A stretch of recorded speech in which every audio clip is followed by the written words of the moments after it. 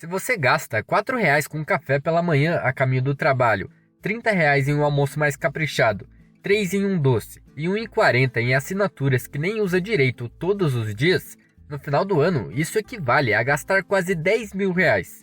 Essa é a realidade de muitas pessoas. Assim que o salário cai, o dinheiro parece desaparecer, e isso acontece porque elas não têm uma rotina para gerenciar o que ganham.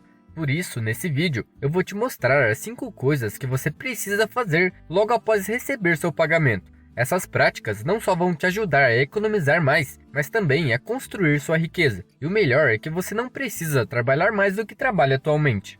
Imagine que você acabou de receber. Passo 1. Reserve 70% aqui. A primeira coisa que você deve fazer é separar o que é necessidade do que é desejo. Acredite ou não, essa é uma das tarefas mais difíceis para muitas pessoas, mesmo parecendo simples. Hoje, a maioria das pessoas tem um padrão de vida acima do que realmente pode pagar. Por exemplo, você vê pessoas ganhando 2 mil por mês com um carro de 50 mil. Isso não faz o menor sentido financeiramente falando. Existem também os gastos formigas, que são tudo aquilo que custa pouco, mas você compra todo dia. Pode ser algo simples como um salgado. Esses gastos podem parecer pequenos e insignificantes, mas a longo prazo estão roubando sua liberdade financeira. Mesmo que você ache que isso não se aplica a você, eu ainda quero que você faça esse exercício. Você pode se surpreender ao descobrir o que está drenando seu dinheiro. Pegue um papel e divida em 2 colunas, necessidades e desejos. Agora dê uma olhada nos seus extratos bancários mais recentes, uns 6 meses são ideais, e comece a destacar os gastos recorrentes. As necessidades incluem aluguel, seguro, contas e outras utilidades básicas. A regra é, se você consegue sobreviver sem algo, então não é uma necessidade. Já os desejos englobam coisas divertidas, como sair à noite, restaurantes, passeios ou qualquer atividade que você curta. Depois de listar tudo, veja quanto cada coluna custa por mês.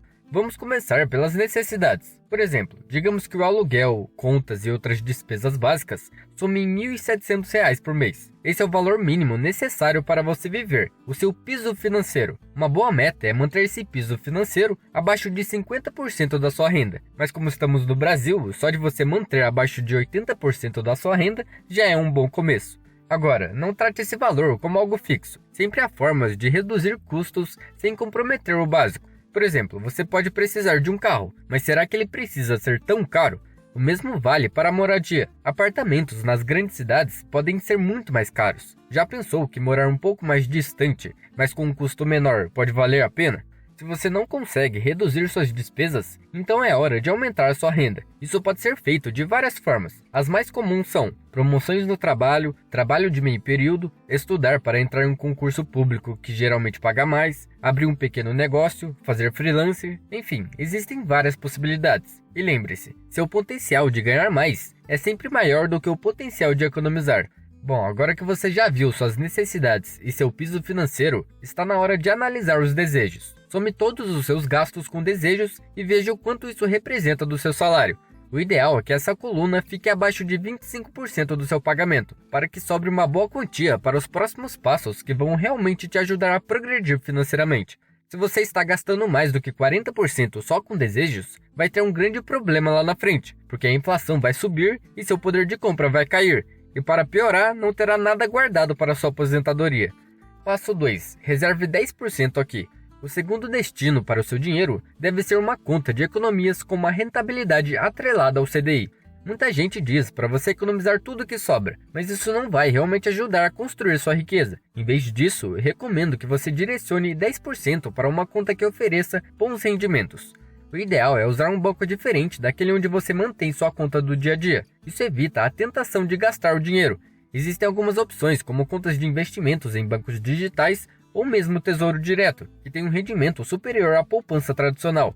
O objetivo dessa conta não é gerar um grande lucro, mas funcionar como uma rede de segurança para emergências. Por isso, é importante que o dinheiro seja acessível e não trancado em aplicações que só podem ser resgatadas daqui a anos. Ter um fundo de emergência é essencial. Sei que você já deve ter ouvido isso 1000 vezes, mas é porque faz toda a diferença. A vida é cheia de imprevistos, e mais cedo ou mais tarde, quando algo acontecer, esse fundo estará lá para te salvar quando você mais precisar.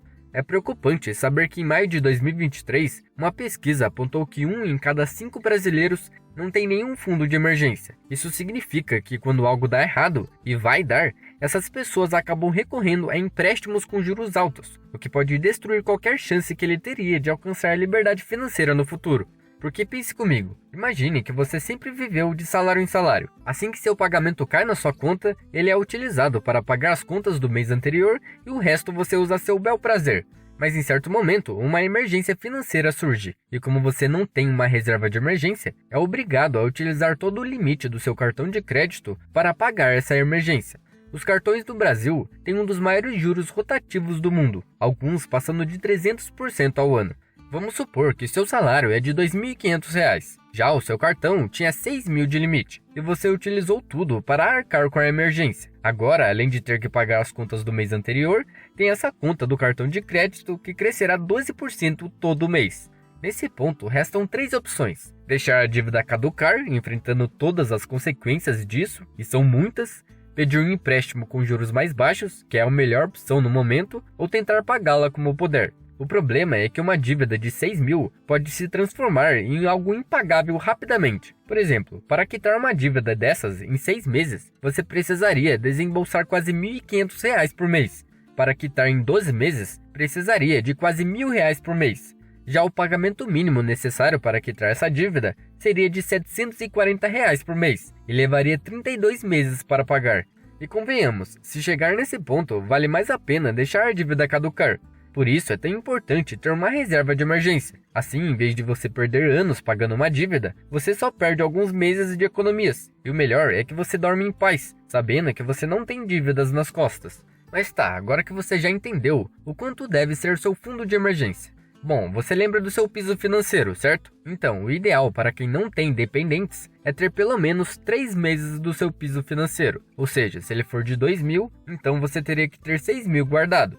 Agora, se você tiver dependentes ou sua renda não for fixa, como freelancers ou vendedores, o ideal é ter de 6 a 12 meses do seu piso financeiro guardado. Em nosso exemplo, seria algo entre 12 a 24.000. Bom, depois de acumular 10% do seu salário mensalmente por tempo suficiente para atingir esse valor, você pode começar a direcionar mais dinheiro para outras prioridades financeiras que vamos discutir em breve.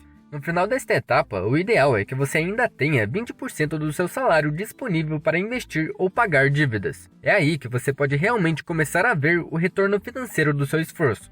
Acredite, ter um fundo de emergência é o passo mais seguro que você pode dar para construir uma vida financeira estável e tranquila. Passo 3. Reserve 20% aqui. Esse passo é sobre quitar suas dívidas com juros altos. Afinal, por que investir em ações que possivelmente pode ganhar 10% ao ano de retorno, quando você pode obter um retorno garantido de 50% ou mais ao pagar dívidas que estão constantemente sugando sua renda? É como perguntar quais os melhores alimentos para comer enquanto você sabe que tem um parasita no seu corpo, roubando todos os nutrientes. O principal objetivo do médico aqui é eliminar o problema na raiz, pois isso certamente vai fazer você se sentir melhor. Se você tem dívidas com juros altos, recomendo direcionar 20% ou quanto sobrar do seu salário para quitá-las. E existem 2 métodos bem comuns para lidar com as dívidas.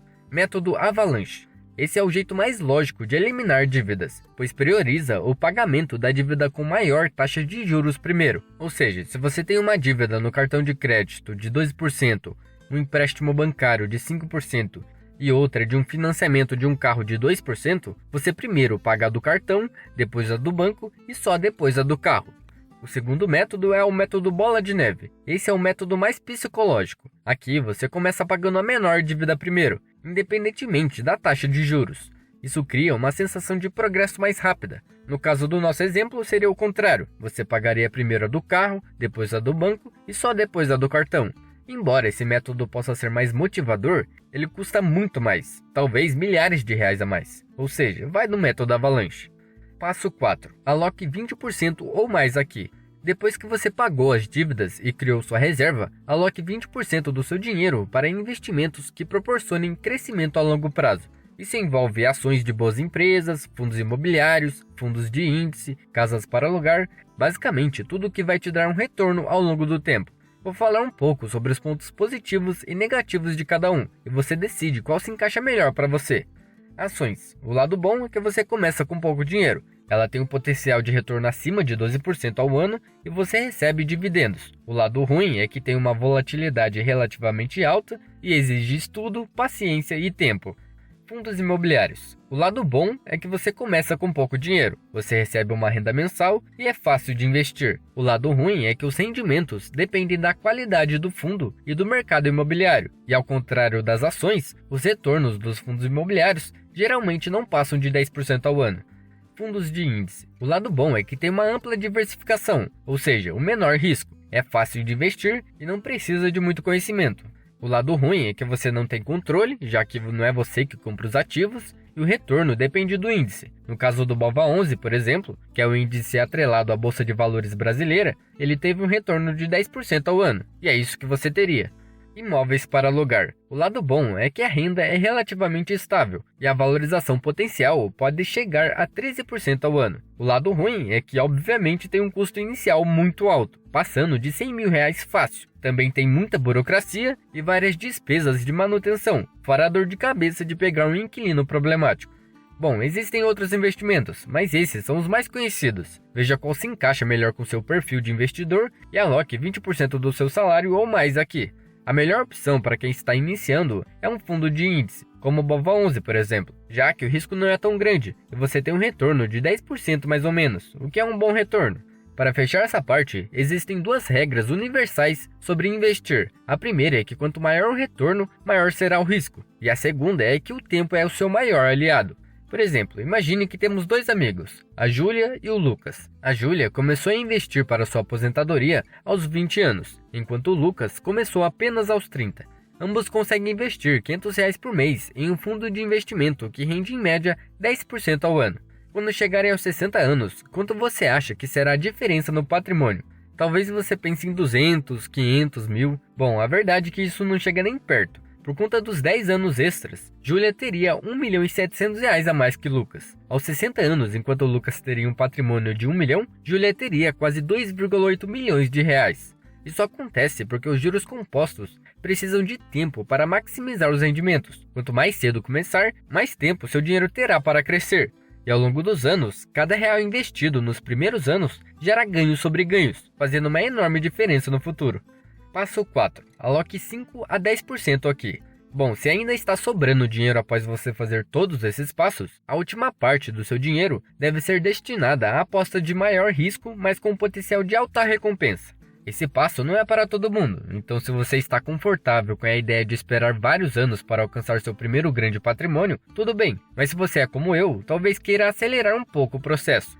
A maioria dos conselhos por aí ensina dois caminhos: o da segurança, investindo de forma tradicional, ou o do risco, apostando tudo em algo mais incerto, mas potencialmente mais lucrativo. A minha recomendação é um equilíbrio entre os dois. Se eu fosse você, destinaria 5 a 10% do meu salário para começar um projeto paralelo, ou até mesmo um pequeno negócio. Você pode achar que esse percentual é pouco e que deveria colocar muito mais nisso, mas eu penso diferente. Quando você tem menos dinheiro disponível para investir, especialmente no início, isso estimula a criatividade. Você passa a usar os recursos de maneira mais eficiente e encontra oportunidades que as pessoas com grandes quantias simplesmente não enxergam. Por exemplo, com cerca de R$150 a R$300 por mês, você pode investir em ferramentas online, cursos rápidos ou na criação de um pequeno estoque para revender produtos. Muitos negócios de sucesso começaram assim, com pouco investimento inicial, mas com uma estratégia certa. Outro exemplo de investimento com maior risco é o Bitcoin. Ele tem um risco grande não por ser um investimento ruim, mas sim por conta da volatilidade no curto prazo. Mas deixa eu te contar um segredo. No longo prazo, daqui a 10 ou 20 anos, o Bitcoin talvez seja o melhor investimento que você pode fazer agora, junto com o seu próprio negócio. Bom, ao dividir seu orçamento dessa forma, você equilibra a segurança e ousadia. A maior parte do seu dinheiro vai para investimentos mais previsíveis e seguros, enquanto uma pequena parcela é direcionada para apostas que podem trazer retornos maiores. O importante é sempre pesquisar e entender onde está investindo, seja em um negócio próprio ou ativos digitais. O risco faz parte do jogo, mas com planejamento e consistência, você aumenta suas chances de alcançar grandes resultados. Bom, meu nome é Felipe e espero que tenha gostado do vídeo. Se ficou até aqui, se inscreva e dê seu like. Nos vemos na próxima.